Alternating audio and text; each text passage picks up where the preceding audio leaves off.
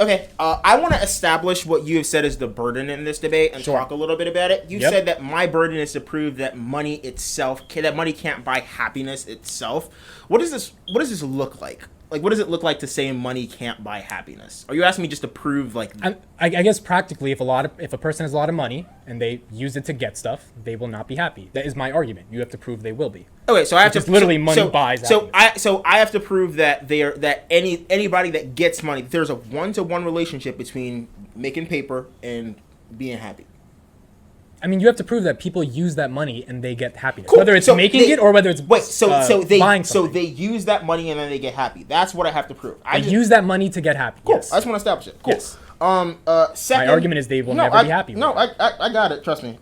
You said this. Let's talk about this whole like life for a priest thing for a second. Yeah. So your argument is that there is no motivation for a priest just to make money. Like they're not giving themselves up to capitalism. They're trying to do something greater than that. Okay, so this is not motivated by money. So I guess my question at that point is why does that cherry-picked example of a particular profession somehow disprove the argument that money can buy happiness? Because, not that it always does, but that it can buy happiness. Well, it disproves this like overarching thesis you made, which is that if your life isn't motivated by money, it doesn't have value or it's horrible. There are so many things. They're not a cherry-picked example that don't require money as the motivation. I guess my thing is just like, if a rock star seeks money and then they end up being happy as a result, does that not prove that money can buy happiness? No, because the rock star is not doing it for the money.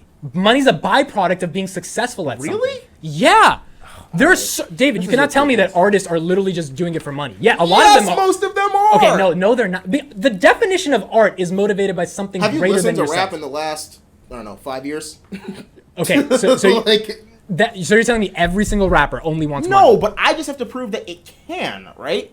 Like, I don't have to prove that it always does bring... It's not a question of can or always. It's a question of all those rappers, when they have that money, are they happy? All those rappers? Whatever example you want. When they have that money, are they happy? My argument is no. They don't get them money from a car. Fair enough. They get the money from the journey of putting out a good classic album. That's not money motivated at all. That's not. There's so many classic rappers that make good music that doesn't do well, but they happy they made the good music. Fair enough. Like who exactly? Like for example, Pusha T does not get as many streams as Drake, but he still loves putting out music. Yeah, because he hates Drake. But my point is, it's not always motivated by money, or else he would be doing things to get more streams, because more streams is more money. But he doesn't do that because he doesn't want to play that game. Last thing, this thing about wasting time. Sure. I guess my question is, you mean the argument you didn't respond to? Well, I mean, we'll talk about that in a second.